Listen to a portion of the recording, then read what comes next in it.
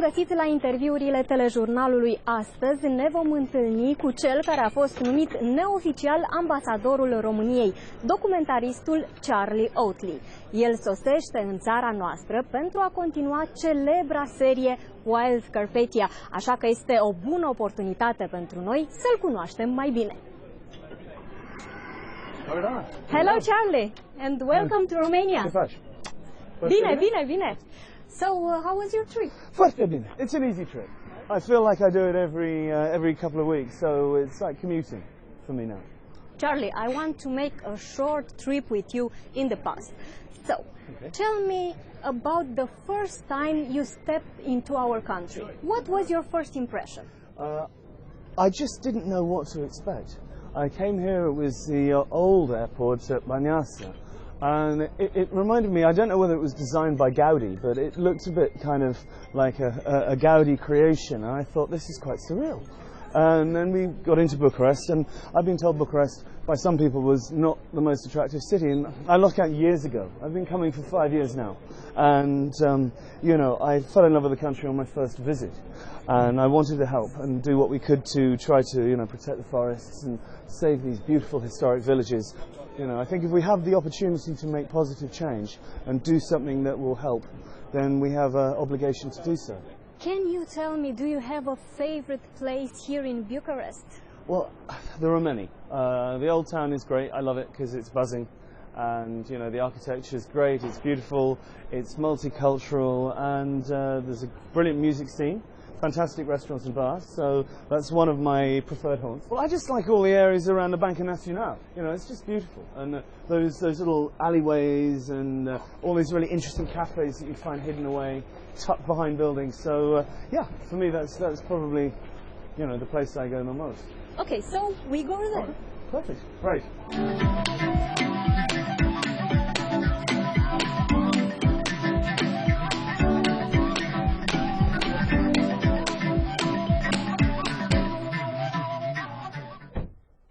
We make a quick stop in Old City to capture your thoughts on this location. I love areas like this, as I was saying before, that are sort of tucked away, and look, you've got this wonderfully opulent roof and all the amazing alabaster sculptures. But can you make a comparison between this and London? Yes, in some ways there are certain parts of the town that are quite like parts of London in terms of the period and the architecture. It's one of the most cosmopolitan, richest cities in Europe, and so, you know, Bucharest is starting on that road, I think. I think London's become almost, for me, too crowded. Everything's too expensive. I find what's exciting about Bucharest is, you know, there's still cheap places to come and live. You can afford to eat without it costing an arm and a leg, and it's a very vibrant scene because it's evolving. You know, for decades it was, you know, kept down by Ceausescu. Bucharest, alongside Cluj-Napoca, Timișoara, and Baia Mare, are the fourth candidates from Romania for City of Culture 2021. Yes. Yeah. Do you think any one of these has any chance? Well, I think they've all got a good chance. I mean, let's face it, Sibiu was a previous winner, so, you know, clearly people are looking this direction.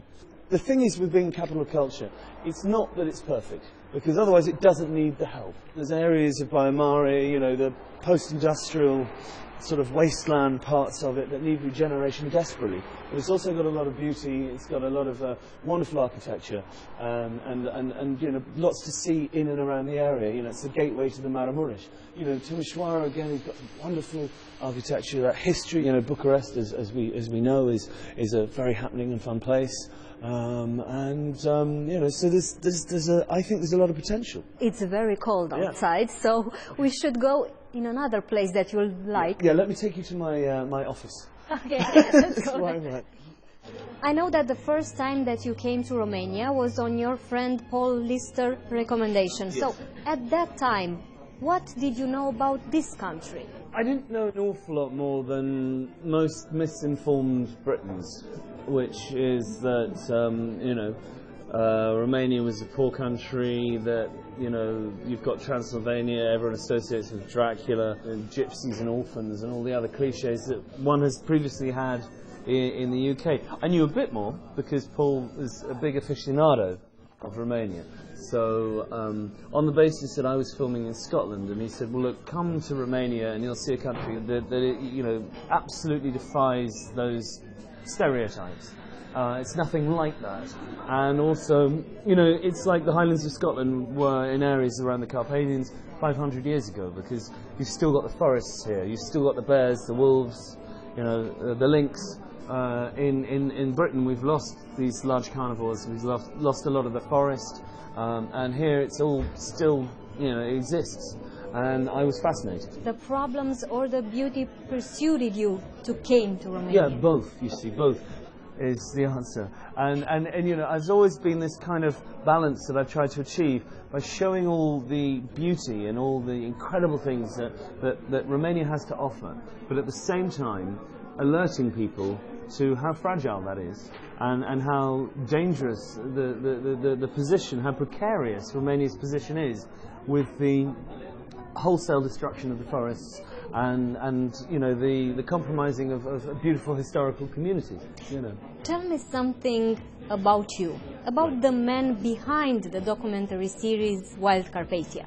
I just want to try and help as much as I can. I've always been, as I've mentioned, I've always been preoccupied by nature, and I've always had this love of nature. And to come and see a part of the world, a region that is still intact, that is still beautiful and important, and has such rich biodiversity, it's a joy, and a joy I want to share. And you also meet a lot of people here in Romania. Does, absolutely. I mean, you know, tell me something special about them. It's exactly. It's not just, you know, the landscapes that you know, you remember on your holiday. What is different in every single time is the people, and it's the people that make the place. Long after you've forgotten that sunset and seen 100 others in the meantime, you haven't forgotten that guy that opened the front door and invited you in to drink a palinka, or play the guitar, or the pipes, or you know, the great evening you had with friends in a place like this. You know, and I love that. I mean, the sense of community here is much stronger, you know, than I've found in the UK. We all know your work here in Romania, the already famous 3 parts Wild Carpathia. Now you are filming. It's going to be showcasing, you know, Romania in the wintertime. Okay, it's very cold, but it's also extremely beautiful in the winter.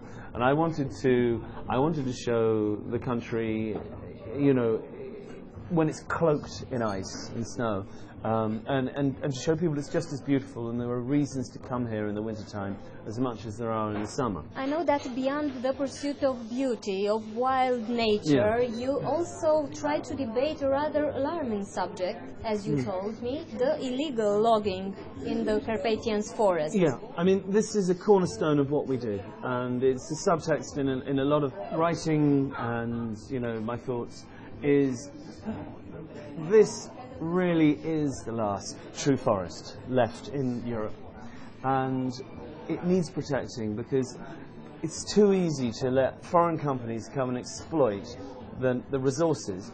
Very little of that money goes back to the Romanian people. And if you see the container ships loaded with logs, and the trucks driving out of the country, just carrying away, you know, millions of cubic meters of your forest. I mean, I think it's shocking, and you do have to have forestry in Romania. Of course, you know, wood, timber is a commodity, but it should be harvested, like, you know, sustainably and responsibly, and, you know, replanted with the same trees, mixed forest as was before, not substituted for monoculture pine. And which kills the ground underneath it, and it creates an ecological desert. Nothing can grow under these tightly packed pine trees. But aren't you afraid of the wasp nest that you could disturb? I'm probably too stupid to be afraid of the wasp's nest. Look, we've all got to have a cause to fight for. I think we're all a community. I mean, you know, not just here in Romania, but here in Europe, and there's a global community as well, and we need to start thinking more in terms of being, you know, a part of a community. And you know, we all should care and we all should make a difference. I'm curious, how does a filming day looks like? Filming day can vary an awful lot depending on weather conditions, you know, there's a million things that change. What you have to be is you have to be relatively fluid. Sometimes you have an idea, obviously, what stories you want and where you're going and who you arrange to talk to, but then you might meet someone else who's fantastic and you just get a microphone and you say, right, I need you to talk to me now. And you discover people and places that you hadn't planned on.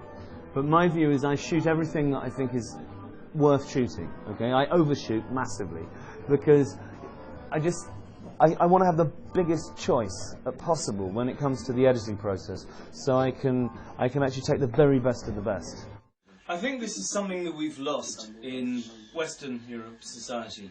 We don't understand where our food comes from, and we don't recognise what's involved in bringing it to the table. And it was quite traumatic seeing the pig being slaughtered this morning, but they don't waste a single bit of it, and this provides a feast for the whole of Christmas.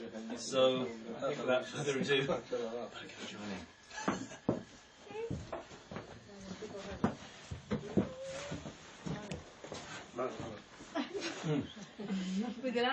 Thank you. The rock. Have you done this before, this kind of documentaries in other countries? I've done travel shows before that. I mean, this kind of documentary? No, not this kind of documentary at all. It's for me, it's you know, I'm finding my way. You know, I sort of swam the Amazon, I paraglided, I'm a paragliding pilot, I flew over the Sacred Valley in Peru, I've sort of been in the deserts of Africa eating live scorpions, and you know, I've been scuba diving off the coast of Greece in the Mediterranean and doing a food program where we were actually taking seafood from the floor of the ocean and eating it underwater. All kinds of crazy ideas like this, and you know, sleeping rough in the jungle. I've done that for 12 years, and it was fun. But ultimately, all I was really doing is entertaining people and encouraging them to spend more money travelling and flying around the place and extending their carbon footprint. So I wanted to kind of put something back. Do you have another hobbies? Yeah, I do. Yeah, I do. I write lots of poetry. With my friends, I write silly songs. Well, I've got actually, I think somewhere. Hang on, let me have a look. Yeah, this is my new book. Okay. Vicious Verses and Redemptive Rhymes. So it's the second one I did, looking at why we're here, you know. So there's one that's in here which is very simple, called The Unfilled Page. Never leave the page unfilled. Because life is brief and must be sought, embraced and faced and chased and caught. So milk each moment lest you find the future's all you've left behind. So love and shout and share and build, and never leave that page unfilled. You have done a lot of things, but if you had the power to change and improve 3 things in Romania? I would protect the forest as much as can be done without actually, you know, being ridiculous and putting people too badly out of work. I mean, I'm not so bothered about big Austrian billionaires. I'm interested more about the Romanian people themselves. But I'd make it absolutely transparent. Everything that goes on, I'd have very, very strict regulation. I'd make all the wood industry here sustainable, completely sustainable, and, you know, policed, properly policed. I would also have, you know, enough scrutinising bodies to ensure that any corruption at local and government level is stamped out. Charlie, I want to let you know that you already made 3 things to improve and change Romania. And you're about to make the 4th one, yes. Wild Carpathia 4. So I know, and it's exciting, and it's wonderful that people have come together to help us, because this has been made with the help of the Romanian people. I feel much more responsible to get this right than any of the previous films, because this has been something that people have done. They've voted us back, and they've given us the money to make it. So I have to get it right, and it's a tremendous responsibility, and it's a great privilege. Thank you for this interview and for all the marvelous things that you have done for Romania. It's a pleasure. We'll keep you posted.